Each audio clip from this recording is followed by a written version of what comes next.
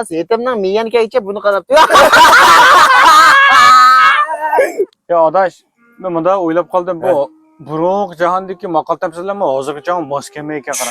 Tushmaydi ekan. Mesela sebep qilsang, sevet suv to'xtaydi deb, hozir u sevetga suv oldigan ishlar yo'q tursa, o'zgarsak bo'ldi ekan bu bizning. Unda qo'shchi uni sabab qilsang, Shavxoncha suv to'xtaydi.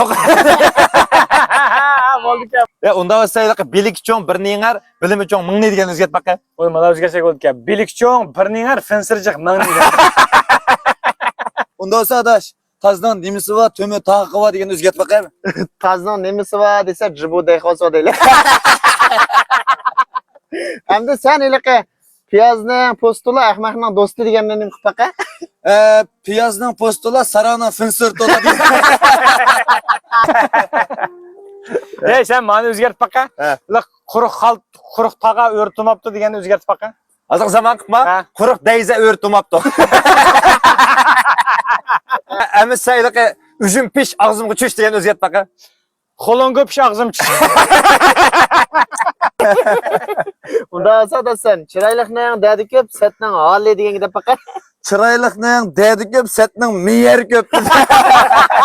Meyer. Unda olsa da sen yetimning og'zi ochiqdagi buni qanapti degan o'zgartmoqqa. Yetimning vaymigacha buni qanab. Aka